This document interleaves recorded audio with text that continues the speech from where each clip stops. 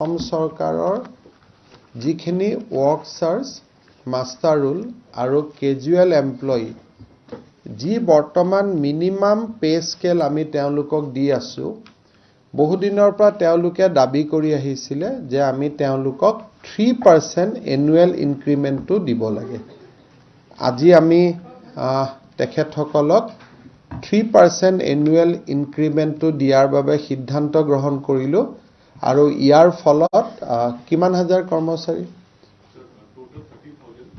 13,000 কৈও অধিক প্ৰায় 13,400 কৰ্মচাৰী মাষ্টাৰ ৰোল ৱৰ্কচাৰ্ছ আৰু কেজুৱেল এমপ্লয়ী বেনিফিটেড হ'ব এইটো বহুত দিনৰ পৰা তেওঁলোকৰ দাবী আছিলে মই বিশেষ কথা এটাৰ কাৰণে আপোনালোকক ব্ৰিফ কৰাৰ কাৰণে আহিছিলোঁ আমাৰ NFSS 5 এটো কয় নেশ্যনেল ফেমিলি হেল্থ সাৰ্ভে 5 এই NFSS সাৰ্ভে 2019 আৰু 20 চনত অসমত ভাৰত চৰকাৰে কৰিছিল আৰু আপোনালোকে NFSS 4ৰ বিষয়ে জানে যে SDG ৰ লগত ইয়াৰ এটা জড়িত হৈ আছিল আৰু এই বিষয়ে আমি 2021 চনত বহুত আলাপ আলোচনাও কৰিছিলোঁ NFSS 5ত অসমৰ স্বাস্থ্যৰ যিটো সেৱা তাৰ যথেষ্ট ইতিবাচক প্ৰদৰ্শন দেখুৱাইছিলে কিন্তু যোৱা কেইদিনমানত আমি ৰাজ্য চৰকাৰত এই গোটেই প্ৰতিবেদনখন সূক্ষ্মভাৱে বিবেচনা কৰিছিলোঁ আৰু বিবেচনা কৰাৰ পিছত এটা ঘটনা আমাৰ সন্মুখলৈকে আহিলে যে অসমত 11.7% নাৰীয়ে মাতৃত্বৰ যিটো এক কথাত ক'ব গ'লে তো আমি মাতৃত্বৰ গৌৰৱ বুলি ক'ম ইয়াত কি কম শব্দ মই নাজানো কিন্তু যেহেতু কম বয়সতে মাতৃত্ব হয় বোজা বুলিয়ে ক'ব লাগিব যে কম বয়সতে মাতৃত্বৰ বোজা লোৱা মহিলাৰ বা ছোৱালীৰ সংখ্যা হৈছে 11.7% তাৰ মানে ই বুজাইছে যে অসমত চাইল্ড ম্যাৰেজ অভূতপূৰ্বভাৱে সংগঠিত হৈ আছে যেতিয়া আমি আৰু অলপ ভিতৰলৈকে সোমাই গলো এইটো ভাৰত চৰকাৰৰ ডাটা এইটো আমি বনোৱা ডাটা নহয় ধুবুৰী জিলাত 22% ছোৱালীয়ে কম বয়সত অকল বিয়া কৰোৱা নহয় মাতৃত্বৰো বোজা ল'বলগীয়া হৈছে সাউথ সালমাৰাত 22% দৰঙত 16%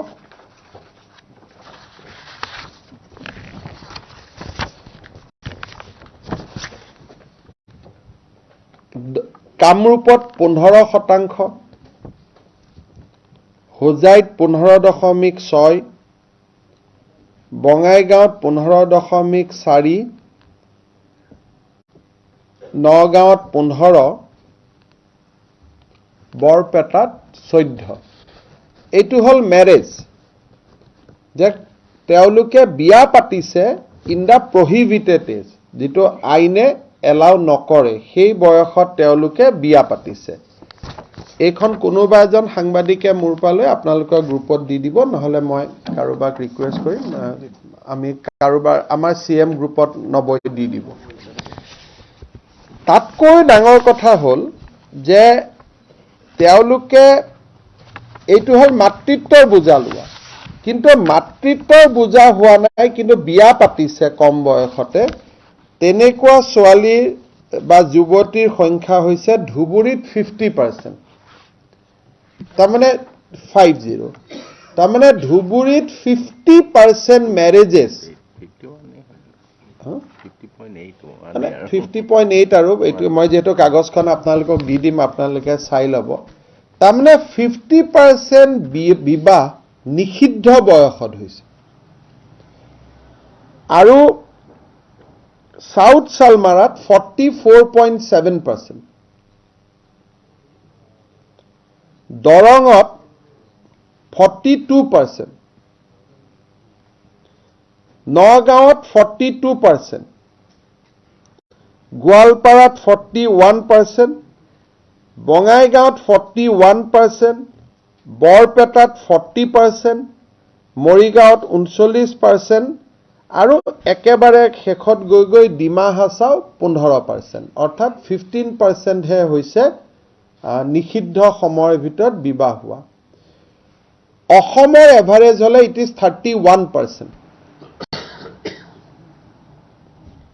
ইভেন যোৰহাট, শিৱসাগৰৰ দৰে যি আমি কওঁ যে যথেষ্টখিনি আগবাঢ়ি যোৱা ডিষ্ট্ৰিক্ট, তাতো 24% ছোৱালীয়ে নিষিদ্ধ বয়সৰ ভিতৰত বিয়া পাতিছে।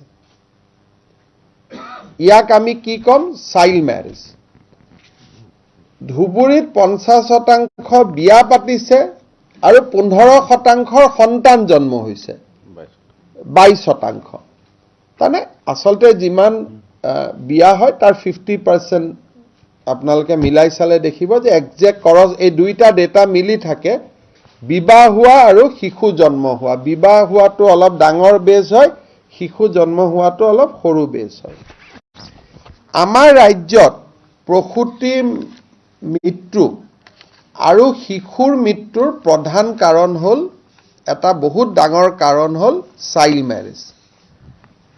আজি আমি কেবিনেটে সিদ্ধান্ত গ্ৰহণ কৰিছোঁ যে যিসকল ছোৱালীক 14 বছৰ তলত বিবাহ কৰোৱা হয়, তেনে ল'ৰাক আমি পস্কো এক্টৰ অধীনত তেওঁলোকক আমি আইনৰ আওতাৰ ভিতৰলৈকে আনিম। কাৰণ আপোনালোকে জানে যে পক্সো এক্টে কয় যে 14 বছৰৰ তলৰ ছোৱালীক কোনো মতে তেওঁলোকৰ যৌন অংগত কোনো মানুহে হাত দিব নোৱাৰে। ইলিগেল মেৰেজ যেতিয়া কৰা হয়, স্বামীজনো ইলিগেল, গতিকে স্বামীয়েও 14 বছৰৰ তলৰ ছোৱালীক বা আমাৰ কন্যা সন্তানৰ গাত হাত দিব নোৱাৰে। যদিও তেওঁ ক্লেইম কৰিব যে মইতো হাজবেণ্ড হয়, মই পাৰোঁ, কিন্তু আইন মতে তেওঁ প্ৰথম হাজবেণ্ড হ'ব নোৱাৰে, আৰু হাজবেণ্ড হ'লেও তেওঁ কোনো যৌন অংগত হাত দিব নোৱাৰে। যদি বাচ্চা জন্ম হৈ গ'ল, তাৰমানেতো ডেফিনেটলি যৌন অংগত হাত দিলে। সেইকাৰণে এই ধৰণৰ কেছ লোৱা হ'ব আণ্ডাৰ পক্সো এক্ট, আৰু পক্সো এক্টৰ জৰিমনা হৈছে যাৱজ্জীৱন কাৰাদণ্ড। শাস্তি হ'ল যাৱজ্জীৱন কাৰাদণ্ড। আৰু 14ৰ পৰা 18 বছৰৰ ভিতৰত যি চাইল্ড মেৰেজ হ'ব, তাৰ শাস্তি আইনত লিখা আছে, আমাৰ ছেকশ্যন 15-16ত যিটো লিখা আছে, তাৰ ইয়াতে 2 বছৰৰ পৰা আমাৰ শাস্তি বাঢ়ি বাঢ়ি গৈ থাকে। আৰু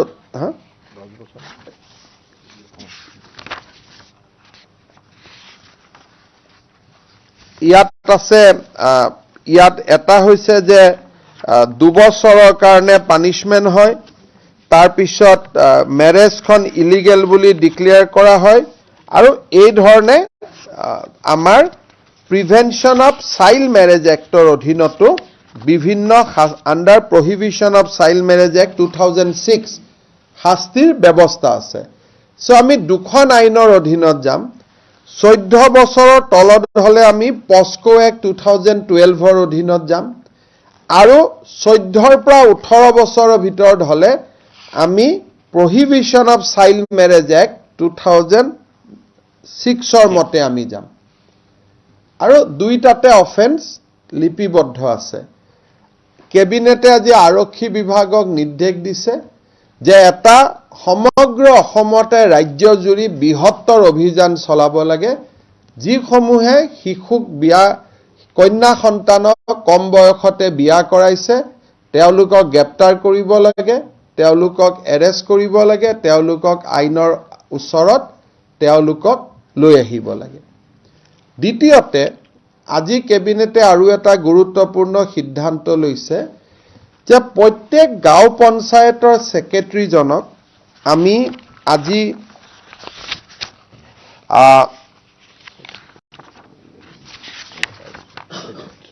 চাইল্ড মেৰেজ প্ৰহিবিশ্যন অফিচাৰ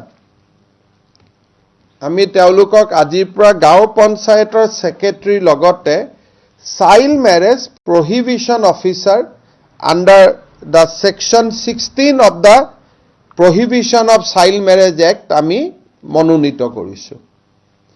ইয়াৰ ফলত সেই গাঁও পঞ্চায়তখনত যিকোনো শিশু বিবাহ হ'লে গাঁও পঞ্চায়তৰ ছেক্ৰেটাৰীজনে এজাহাৰ দাখিল কৰাটো তেওঁৰ বাবে ই এক কৰ্তব্যত পৰিণত হ'ব। অৰ্থাৎ কোনোবা এখন গাঁও পঞ্চায়তৰ ভিতৰত যদি শিশুৰ বিবাহ দেখা পায়, লগে লগে গাঁও পঞ্চায়তৰ ছেক্ৰেটাৰীজনে এজাহাৰ থানাত দাখিল কৰিব লাগিব। এইটো হ'ল বৰ্তমান ব্যৱস্থা, যাক আমি ইমান দিনে, ময়ো আচৰিত হৈছোঁ যে চৰকাৰ ইমান দিনে আছে, প্ৰভিজন আছে, কিন্তু আজিলৈকে অসমত আমি চাইল্ড মেৰেজ প্ৰহিবিশ্যন অফিচাৰজনে নিয়োগ কৰা নাছিলোঁ। আৰু এই আইনখন কেতিয়া পাছ হৈছে? 2006 চনৰ পৰা আমি ইয়াক দৃষ্টি দিয়া নাছিলোঁ। আৰু অসমত প্ৰসূতিৰ মৃত্যুৰ হাৰ, মাতৃৰ মৃত্যুৰ হাৰ, শিশুৰ মৃত্যুৰ হাৰ বাঢ়ি বাঢ়ি গৈ আছিলে। গতিকে আৰক্ষীয়ে অহা 15 দিনৰ ভিতৰত এটা বিশাল অভিযান চলাব ইয়াৰ ওপৰত, আৰু তাৰ পিছত এই ক্ষেত্ৰত কণ্টিনিউৱাছ একশ্যন চলি থাকিব যে আমি গাঁও পঞ্চায়ত ছেক্ৰেটাৰীসকলে বাধ্যতামূলকভাৱে য'তেই চাইল্ড মেৰেজ দেখে তেওঁ এজাহাৰ দিব লাগিব। 14 বছৰৰ তলত যদি বিয়া হয়, প্ৰহিবিশ্যন অফ চাইল্ড মেৰেজৰ লগতে পক্সো এক্টতো আমি কেছ দাখিল কৰিম। আৰু আপোনালোকে জানে যে আমি এইকেইদিন ছাৰ্ভে কৰি আছিলোঁ, যোৱা 15 দিনত অসমত আমি 9 বছৰীয়া ছোৱালী এজনীও মাতৃ হোৱাৰ দুখজনক ঘটনা আমাৰ সন্মুখলৈকে আহিছে। At 9 she has become mother. গতিকে এনেকুৱা ধৰণৰ ঘটনা আমি পক্সো এক্টৰ অধীনত আমি বুক কৰাৰ কাৰণে সিদ্ধান্ত লৈছোঁ।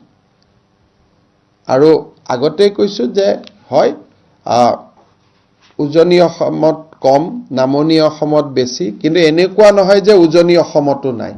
So it will be a action which will be across the state. আৰু আজি কেবিনেটে তাৰ বিষয়ে আমি অসম পুলিচক দায়িত্ব দিছোঁ যে এটা মেচিভ একশ্যন ল'ব লাগে উইদিন 15 days। আৰু ইয়াৰ ওপৰত মই ডিচি SP সকলৰ লগতো ভিচি কৰিছোঁ, তেওঁলোককো আমি চেন্সিটাইজ কৰিছোঁ। আজি কেবিনেটৰ এইটো এটা গুৰুত্বপূৰ্ণ সিদ্ধান্ত আছিল। বাকী সিদ্ধান্তসমূহ জয়ন্ত মল্ল বৰুৱা ডাঙৰীয়াই আপোনালোকক জনাব। ইয়াতে আছে, এক্টত আছে যে কোনোবা যদি মন্দিৰত বিয়া হয়, মন্দিৰৰ পূজাৰী, কোনোবা যদি কাজীয়ে কৰে, কাজীৰ ওপৰত একশ্যন লোৱা, দেউতাক মাকৰ ওপৰত যোনে প্ৰোৎসাহন যোগায় তেওঁলোকৰ ওপৰতো একশ্যন লোৱাৰ ব্যৱস্থা ইয়াত আছে আইনত। খালি আজিৰ দিনত অসমত প্ৰায় 1 লাখ বুলি ক'লেও কম নহ'ব যে 1 লাখ চাইল্ড মেৰেজ হৈছে। গতিকে সকলোৰে ওপৰত যদি আপোনালোকে পেপাৰ লিখে একশ্যন লওক, ইমান মোৰ নহ'ব, কিন্তু আমি এটা মেচিভ ক্ৰেকডাউন কৰিম।